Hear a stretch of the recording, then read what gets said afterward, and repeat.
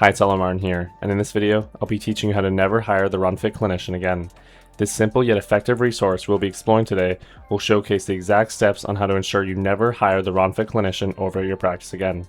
This will ultimately save you thousands in the long term, as well as thousands of hours in the hiring process. But if you're unaware of who I am, my name is Oplin Recruiting. I help practice owners hire PTs, OTs, and SLPs, and my number one goal with my channel is to provide real human-like content that actually works. I want to escape the corporate recruiter realm and provide you real content, real value that you can go and apply over at your practice. But that is a quick intro. Let's get into it. So the resource we're going to be diving into momentarily is the candidate filtering system. Now, you may be wondering, what is a candidate filtering system and how does it relate to hiring the right fit clinician for my practice? Well, it's a good question, and a candidate filtering system is pretty self-explanatory. Essentially, it is a system, procedure, SOP that you and your team follows, that you put in place prior to hiring, that integrates directly into your hiring process, where you have a list of logistics, details, traits, soft skills, all that jazz of what you're looking for in your ideal clinician, and that will act as the navigator. The candidate filtering system is essentially your GPS. You have a map, which is what you're looking for and where you're trying to go, which is the logistics of your ideal clinician that you're looking for in your hiring process. And then your candidate filtering system is the GPS. It's the compass. It ensures you're actually getting to the X mark on the spot, which is your destination, also known as the ideal clinician that you are looking for your practice. So it is very important to have this in place. And many practices make the mistake of not, where therefore they are going to be wasting thousands, they're going to be wasting reputation, their own time in the hiring process, and it just leads to all sorts of mayhem, and you don't want it over at your practice. You do not want it at your company. You want to ensure you're having the right hires, the right clinicians that are going to deliver the right service, the right values, soft skills, everything you're looking for, so they can ultimately stick for the long term and you can make more revenue, right? So that is a quick introduction of how the candidate filtering system actually works and the importance of why you really need to implement it and have one in place over at your practice. But now I'm going to jump into the computer. I'm going to show exactly the right blueprint that we've been using over at Oplin, how I've been helping my clients finally hire the right fit clinicians again over their practices. Let's get into it. So we're on the computer now. I'm going to be showing you now the exact system that we use to help our clients over at Oplin hire the right fit clinicians for their specific practice, their specific situation, the traits, the values, everything that they're looking for, but catered to them, right? And this works for any practice. It's evergreen. It will work depending on any little logistics or details specific for your practice. It's got it covered for you. Let's get into it. So I kind of highlighted this in the intro, but we're going to go quickly over again why you should have a filtering system in place. And it's very, very important, of course, to have some sort of process in place for the following reasons, right? So a hiring process with a candidate filtering system brings order to chaos. So a typical hiring process for practices that you'll be seeing, this might be yours as well, this is about 95%, I'd say, about practices around the country, is they got chaos, they got no structure in place, they got candidates that they're on the fence about, they have candidates they like, the bias comes in, they have candidates they don't like, but there's no real writing, there's no real proof in the writing, there's no tangible sort of predictable, reliable evidence that's in a structured manner to really go off, right? And that's a problem because you're going to be making decisions that cost a lot of money. Payroll, as you know, is one of the biggest expenses as a practice owner, if not the biggest. So this is a very big decision you're making, and it could literally cost you thousands upfront or in the long term if you get this wrong. So you need to list the ideal fit clinician. I've discussed this in other videos, all the logistics, the values, the soft skills, the traits, the personality, all that stuff. You need to have it dialed in prior, and then you revisit this video. Because once you have those steps in place, once you know exactly what you're looking for, that is when you create the candidate filtering system. And this is how it works. You have a process that basically filters through the right clinicians, the wrong clinicians, and then it tells you which ones to move forward with, right? Move on and move forward with. So it brings order to chaos. It's going to save you hundreds of hours dealing with poor fit candidates, because as you know, your time as a practice owner is very, very valuable. Your time is crucial, and hours spent in the hiring process with poor fit candidates is, quite, what's the word, counterintuitive, right? It's very unproductive, and it will save you thousands of hours, hundreds of hours, I'd even say thousands of hours, depending on how much hiring you're doing over at your practice, right? So this will save you tons of time away with poor fit candidates and more time with the right fit candidates. It also save you hundreds or thousands of dollars on poor fit candidates, because you will not be wasting thousands of dollars on, the wrong fit hires that don't work out in the first few weeks, and then having to hire more, having to hire again. So this really puts more predictability on the quality of the clinician you're getting. It makes it more predictable, makes you more risk adverse. It makes, it's more safety, right? And, it's very important, because then you're going to be saving more money, right? It also increases your chances of a good fit hire by 10 to 20x. And what this means is, you're hiring a clinician, right? And you need them to be the right fit. And the only way to know if they're really right fit is by first identifying what you're actually looking for. But then it's actually putting that in a structured system where you can have candidates come in to your system, your process, your pool. And then it's having some sort of process that filters through each of those depending on the original logistics details that you were looking for in your ideal clinician. So it will naturally increase your chance of a good fit hire by, I'd even say like 50x. Like, it literally probably quadruples your chances of finding the right fit hire. But yeah, so that is why you should have a filtering system over at your practice. It's very important, as you should know by now. It's detrimental and it's crucial for your success as a practice owner. So now we're going to be going into actually building your candidate filtering system and how it all works. It's very simple. I'd like to quickly have a disclaimer, go over this note down below, just so you're a bit more aware. I cannot create a filtering system that works for all practices. Each practice will have its own unique process of how everything works, their own traits, unique skills that they're looking for in their ideal clinician, different perks, all that jazz. Every practice is unique, and every practice is going to need its own unique system. But what I can give you is the exact framework that I used to build the best filtering systems for my clients. And there are examples below we'll go into afterwards.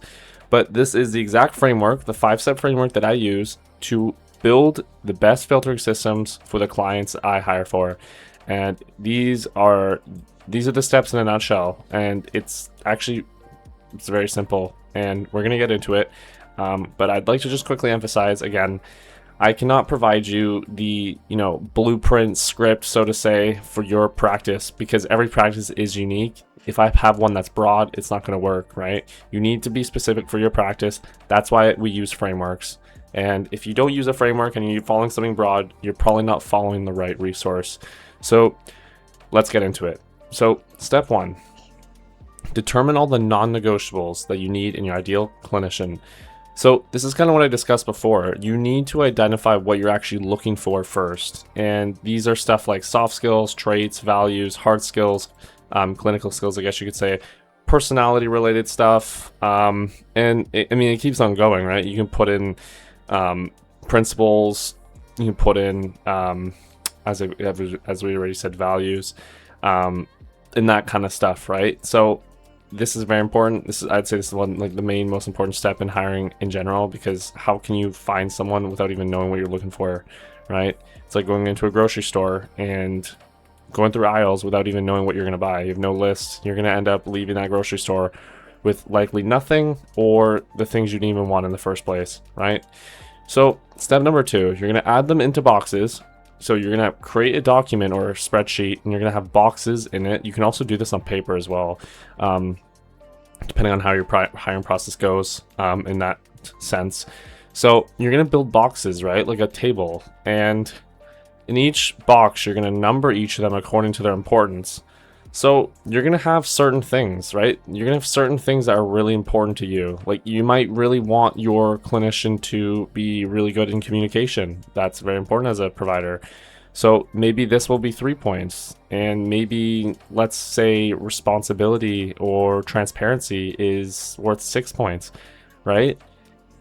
You got to just be really outlining the most important non-negotiables, right? That is the number one key here, is to just really highlight the most important ones that you're looking for and then number them, right?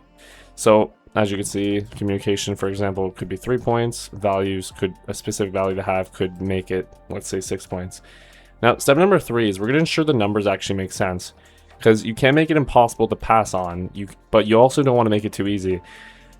So this means that if you make a table, a chart, and you have these boxes, you can't make it too easy to pass where every candidate's actually going through, but you also can't make it too hard where no one's going to go through. It has to be I wouldn't even say semi-realistic. It has to just be realistic, right? For example, like if you're under 10